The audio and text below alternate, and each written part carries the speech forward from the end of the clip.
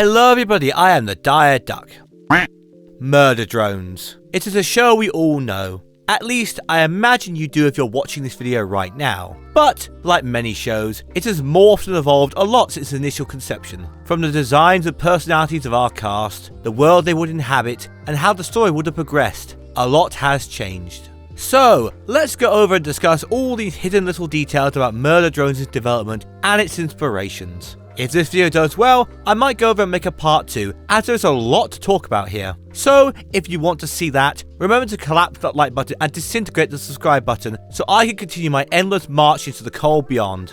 Now, first things first, we need to break out some of the old Liam lore, so let us go back in time a bit. As a bit of casual time travel is always a good start, am I right? I won't take you too far back though, as otherwise this video will go on for hours, but we need to go back through his old works. As you will soon see, there is a mountain of similarities between his old works and Murder Drones. As something you need to understand with Liam is that he really likes to reuse certain plot points.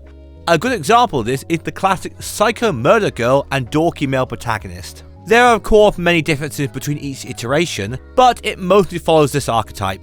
We have Callie and John from Design, Dee and Clive from Let's Split Up, Cordy and Waylon from Cliffside, Icon and Max from Indonesian Cube, and of course, V and N from Murder Drones. As you can see, Murder Drones was definitely not the first time he used this archetype, though that might go some way to explain why V and N feel the most natural as characters when compared to the rest of the cast, and they were firmly within Liam's comfort zone. Speaking of which, I'm sure you've already realised that N and V are not the main pair in the show, unlike the other examples. It is of course, in actuality, N and Uzi. Shocking, I know. Though, did you know that wasn't always the original plan? During the planning stages of Murder Drones, the show was originally going to focus on, well, the Murder Drones. Mainly N and V, with all the worker drones being minor characters and background elements, mostly used for the sake of plot and or comedy.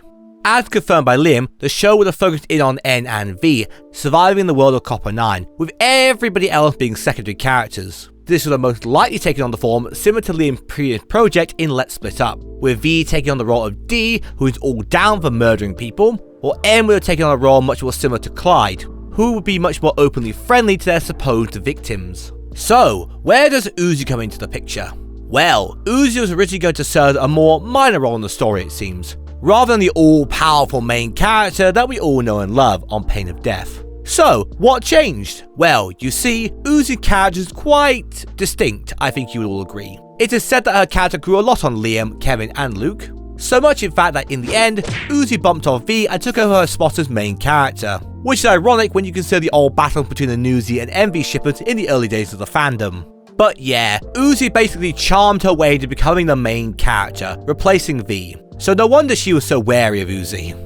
Though, this did have the side effect of making the worker drones a much bigger part of the story than they were originally planned to be. That didn't seem to translate to much in the end, considering the fact that the colony is kind of forgotten about after episode 4, but details, I guess. Another great example of how Liam's previous works have inspired Murder Drones is everyone's favourite mass murderer, Cyn. Now, where does Cyn come from? No, not in a lore aspect, although I might make that a video in the future, we'll see. But what I meant was from a design perspective.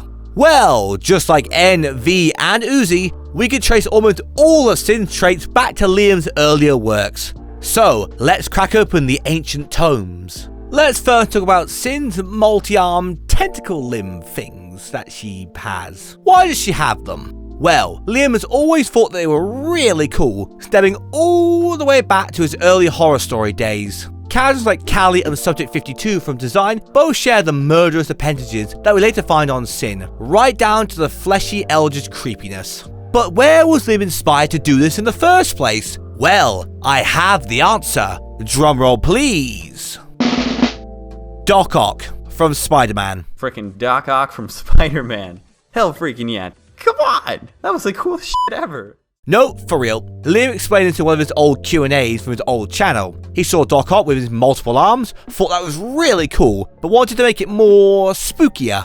So you can quite literally pin an evolutionary chain from Doc Ock all the way to Cyn, which is wild if you think about it. Moving on, What about Cyn's eldritch powers, like telekinesis, matter distortion, or creating new limbs out of seemingly nothing? Well, we have to go back to Liam's old series design, and quite literally, all of Cyn's power can be found amongst Liam's first collection of horrors, the left hands. Now, I'm not going to detail you the whole lore of design, as quite frankly that would take far too long, but basically they're a bunch of parasites that infect the host, pop at the body, and have a load of extremely powerful abilities based on what class they are. Like telekinesis? Check. Growing new limbs used as weapons?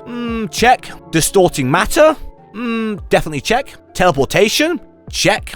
And powerful regenerative abilities? Yep, definitely check. But yeah, Cyn's powers were all very clearly inspired by left-hand parasites. However, the left hands are far too, biological. They lack that murder AI vibe that is very important to Cyn's character. So, is there another Liam project that contains something like that? Preferably with an ominous black shape being the core? Oh yeah, Intonation Cube. Icon matches the rest of Cyn's attributes almost perfectly, being the biomechanical AI with dreams of destroying humanity. A creature that, despite being AI, has a lot of human traits and emotions. Oh, and of course, a raging god complex. Icon also shares some of Cyn's abilities, but instead of having a black hole null sphere as its core, it has a black cube instead. She can even take on somewhat of a human form, though one certainly pulls off the look better than the other. But what about the final key aspect of Cyn, her twist reveal? Well, Liam does love the creature that pretends to be human trope. We kind of see this in all his previous animated projects, but it is most pronounced in his depictions of Wendigos, which in the Liam mythos are far more deceptive creatures that take on human forms. Every Liam Vickers story that features Wendigos has this trait, so it's not hard to see this carry over to Tessa. This reveal is something that Liam always wanted to do with Murdrones for a very long time, to the point where he admitted in the end sequence of episode 8 that he got tunnel vision to work backwards from this reveal. When we look back, it is very clear that Cyn is some sort of Frankenstein of all Liam's previous ideas and creations, all compiled into one. Which, when we look at her, makes a lot of sense, as Frankenstein is certainly a way I would use to describe Cyn's appearance. Moving along now to something that I'm sure is already common knowledge, the reasoning behind the worker drone's design. Liam originally was looking for a lot of murder in his show, however Kevin and Luke were worried about getting past YouTube's censors.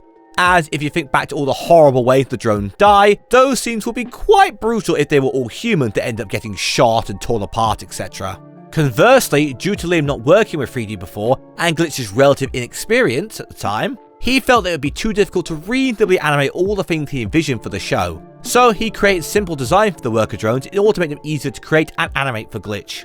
You know, robots are easier to animate and model. Speaking of worker drones, when the show was originally conceptualized, they were all going to be really small. Think like little toy-sized creatures. Something like 9 if you've ever seen that film before.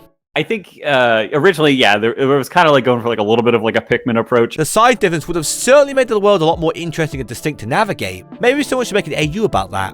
Finally, let's discuss the story of Murder Drones, as it was originally going to be a lot different. Now, there are the obvious ways it would have been different, like the previously mentioned N and V being the main characters, but there are other things too. Like how the show was originally going to be much more of a slice of life type story, with a monster/threat of the week for the cast to deal with. I think Thad was very much like, if it was more of a kind of slice of life, monster of the week type thing. This kind of story is the reason why characters like Thad, Lizzie and Carl were originally created. But as we all know, this is not the show we got in the end, which explains why all three sort of fell by the wayside. Though, Thad was supposed to be a main character in the original episode 2 script, where it was a zombie apocalypse type episode due to a computer virus. You wrote the whole script for it. Yeah. You wrote the whole thing. It was a zombie invasion? Yeah, and then you picked up the script and you're like, nah, I don't want it. And you just threw it out. But you can still sort of see remnants of this in the final story, with the holograms and Thad tagging along with Ed and Uzi. So, in conclusion, Murder Drone did not simply come out of nowhere. It was in fact the culmination of Liam's many years of storytelling, with him taking the tropes and concepts that he liked from his previous works, refining and evolving them further in order to create the show we all know and love. There were many changes to Murder Drones along the way, some born out of necessity, while others were due to a shift in focus.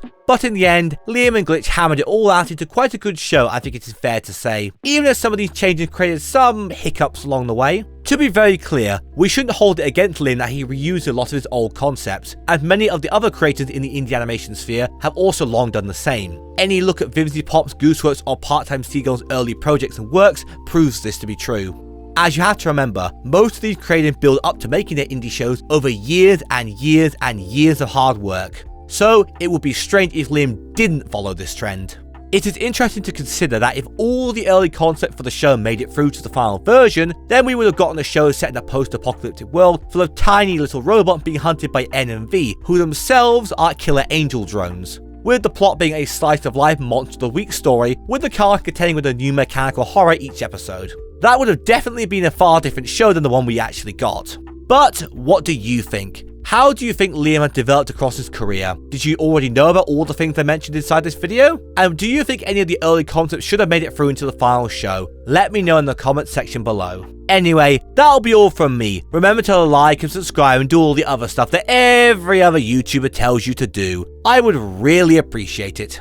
And yeah, check out my other videos, some of which are even good. Maybe. Either way, I hope to see you all again very soon. Bye bye!